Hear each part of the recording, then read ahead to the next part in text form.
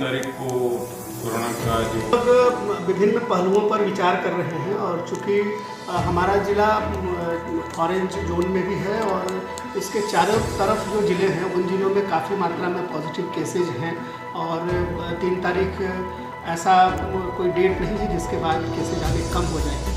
तो हम लोग अभी इसको उस नज़रिए से ही देख रहे हैं कि जब हम 3 तारीख को भी लॉकडाउन खोलेंगे तो वायरस को कैसे कंटेन करना है इसके ऊपर हमारा फोकस उसके बाद भी रहेगा। हमारी कोशिश ये रहेगी कि डिस्ट्रिक्ट टू डिस्ट्रिक्ट जो मूवमेंट है वो रिस्ट्रिक्टेड रहे और उन सेक्टर्स को ही हम खोलें जिन सेक्टर्स में खोलने से वायरस के कंटेन होने पर कोई असर नहीं पड़ता है।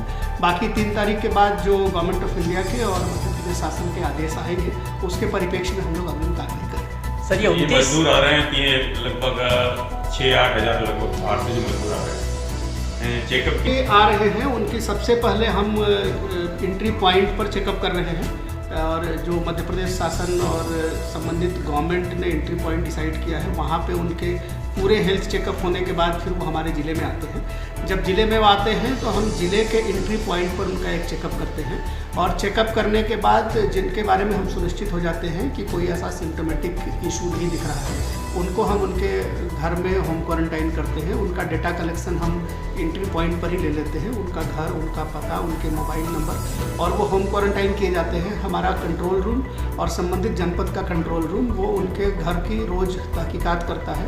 हमने इसके लिए अधिकारियों की ड्यूटी भी लगा रखी है जो ये सुनिश्चित करते हैं कि वो होम क्वारंटाइन। व्यवसाय को लेकर होलसेल और फुटकर विक्रेता इनको लेकर के प्रशासन की क्या नीति है फिलहाल?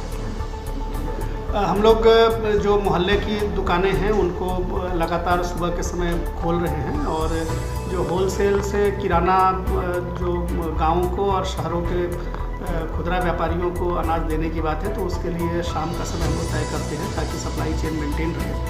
और इसी तरीके से हम लगातार इसकी कोशिश कर रहे हैं कि किराना का कोई तंगी ना हो और लोगों के पास पर्याप्त मात्रा में खाद्यान्न सामग्री उपलब्ध है। हमारे 7 पेशेंट हैं और उनकी तबीयत अच्छी है। 6 सिद्धिविनायक में हैं और 1 इंदौर में है और सभी की तबीयत अच्छी है।